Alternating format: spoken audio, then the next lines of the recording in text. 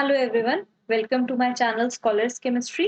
आज हम directorate of education की तरफ से जो वर्कशीट्स मिलती हैं साइंस की 8th क्लास की वर्कशीट करेंगे, वर्कशीट नंबर 37 जिसकी डेट है 26 फरवरी 2021। बच्चों, फोर्स एंड प्रेशर हमारा चैप्टर चल रहा था। हमने फोर्स के बारे में पढ़ा है। फोर्स क्या होता है? एनी पुश और pull is called force. Force क्या करता है? शेप और डायरेक्शन चेंज करता है ऑब्जेक्ट्स की। तो an object can not move by itself, कोई भी ऑब्जेक्ट अपने आप नहीं मूव करता, उस पर कुछ फोर्स लगाना पड़ता है। यानी it can not change its shape and direction by itself. The shape and direction can not be change without applying force. कुछ ना कुछ फोर्स लगाना पड़ता है तभी ऑब्जेक्ट की शेप या डायरेक्शन चेंज होती है। अब जो फोर्सेस होते हैं वो दो तरह के होते हैं। एक होता है कॉन्टैक्ट फोर्स और एक होता है non contact force. So basically अभी हम पहले कॉन्टैक्ट फोर्स के बारे में ही समझेंगे। सो कॉन्टैक्ट फोर्स क्या होता है? The force between objects in direct contact.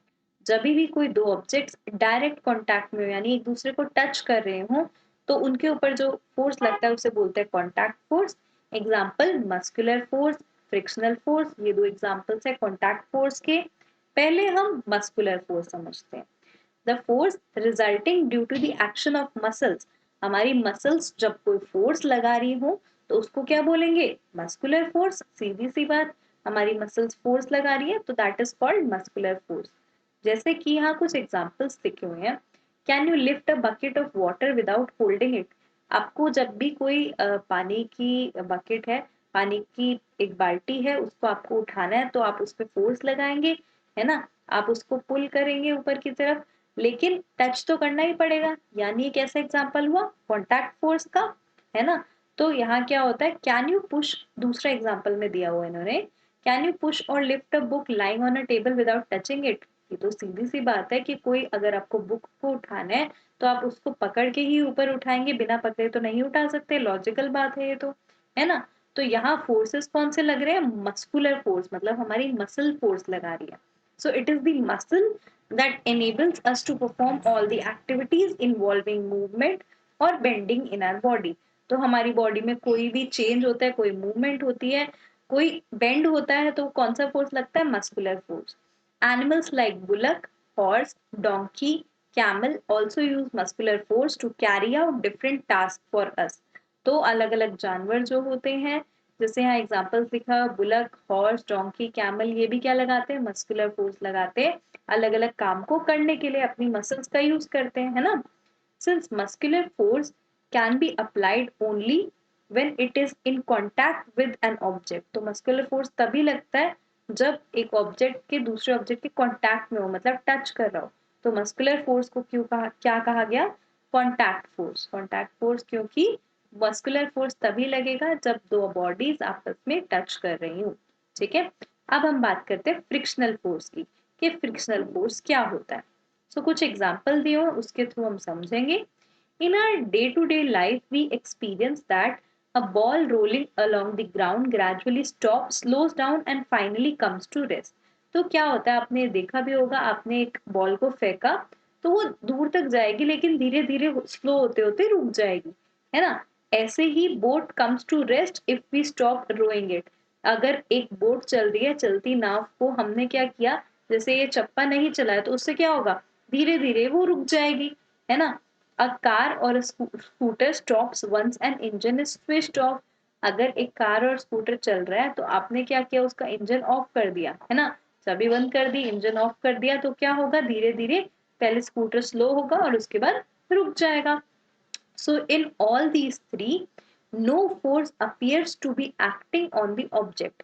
आपको ये दिख रहा है कि हम अलग से कोई फोर्स नहीं लगा रहे। जैसे बॉल रुक रही है तो अपने आप रुक रही है ना? बोट रुक रही है तो अपने आप रुक रही है। एक स्कूटर रुक रहा है इंजन स्टॉप करने पे तो अपने आप रुक रहा है। तो यहाँ पे क्या लग रहा है? The force responsible for changing the state of motion in all these examples is force of friction. तो क्या है ये? फ्रिक्शनल फोर्स या फिर फोर्स ऑफ फ्रिक्शन है। The force of friction always acts on all moving objects and its direction is always opposite to the direction of motion। ये वाला point बहुत इंपॉर्टेंट है, इसे हम यहाँ समझते हैं। जैसे ये बॉल है, बॉल आगे की तरफ जा रही है, आपको दिख रहा होगा बॉल आगे की तरफ जा रही है तो उस पे फ्रिक्शनल फोर्स यानी उसको जो रोकने के लिए फोर्स चाहिए वो किस तरफ लग रहा होगा? पीछे की तरफ। जब पीछे की तरफ फोर्स लगेगा तभी तो बॉल रुकेगी, है ना? तो हमेशा फ्रिक्शनल फोर्स ऑपोजिट डायरेक्शन में लगते हैं। It is also an example of contact forces, तो ये भी कॉन्टैक्ट फोर्स का एग्जाम्पल है। This force arises due to the contact between the surfaces, तो कॉन्टैक्ट होता है दो सर्फेसेस के बीच में, दो ऑब्जेक्ट्स के बीच में, तभी ये फोर्स लगता है। ठीक है, यही हमारी आज की वर्कशीट थी। कुछ क्वेश्चंस देख लेते हैं वर्कशीट से रिलेटेड। तो बच्चों पहला क्वेश्चन है find the type of forces acting in below situation, तो आपको बताना है कि किस टाइप का फोर्स लग रहा है। ठीक है, a boat comes to rest if we stop rowing it, तो बताओ कौन सा फोर्स लगेगा। हमने अभी ऊपर पढ़ा है कि बोट अगर रुक रही है अपने आप तो उसके ऊपर क्या लगता है, फ्रिक्शनल फोर्स। तो आंसर क्या लिखेंगे आप यहाँ, फ्रिक्शनल फोर्स। ठीक है, तो यहाँ क्या लगेगा, फ्रिक्शनल फोर्स। ठीक है, when a person lifts a bucket of water, एक इंसान ने क्या किया, एक बाल्टी उठाई, पानी भरी हुई बाल्टी उठाई, तो फोर्स कौन सा लगा यहाँ पे, मस्कुलर फोर्स। तो यहाँ क्या लिखेंगे आप, मस्कुलर फोर्स। ठीक है, फोर्स अपने आप यहाँ लिख सकते हैं, जैसे इधर लिखे है फ्रिक्शनल फोर्स ऊपर, यहाँ आंसर क्या है, मस्कुलर फोर्स। थर्ड में क्या लिखेंगे, when a person hammers nail, तो आपने क्या कील लगानी है। जब आप कील लगा रहे हो तो ऑब्वियसली कांटेक्ट तो होएगा ही, आपकी मसल्स का यूज होगा। ठीक है, तो यहाँ भी क्या आंसर आएगा, यहाँ भी सेम आंसर आएगा, मस्कुलर फोर्स। यहाँ भी क्या लग रहा है, मस्कुलर फोर्स। ठीक है, तो ये तीन क्वेश्चंस क्लियर हुए। अगला क्वेश्चन है, why do you think a ball rolling along the ground gradually slows down and comes to rest, तो आपको पता है कि क्या होता है, एक बॉल जब जा रही है तो धीरे धीरे वो क्या हो जाती है, स्लो हो जाती है और अपने आप रुक जाती है। ठीक है, तो किस वजह से रुकती है, बिकॉज ऑफ फ्रिक्शनल फोर्स। तो यहाँ आंसर क्या लिखेंगे आप, because of frictional force, because of frictional force, यहाँ से आप ऐसे शुरू करेंगे, because of frictional force a ball rolling along the ground gradually, a ball rolling along the ground gradually comes to rest। ठीक है, यहाँ से आप लिखेंगे इधर तक gradually तक और यहाँ comes to rest। तो आंसर मैं रिपीट कर रही हूँ, because of frictional force a ball rolling along the ground gradually comes to rest। ठीक है, तो ये आपका सेकंड का आंसर हो गया। तो थर्ड क्वेश्चन है, what type of force is friction, contact और नॉन कॉन्टैक्ट फोर्स। तो हमने अभी ऊपर पढ़ा है कि फ्रिक्शनल फोर्स क्या होता है या फ्रिक्शन क्या होता है, कॉन्टैक्ट फोर्स। तो आप यहाँ लिखेंगे फ्रिक्शनल फोर्स या friction, friction is contact force. तो आप यहाँ लिखेंगे friction is contact force, friction is contact force.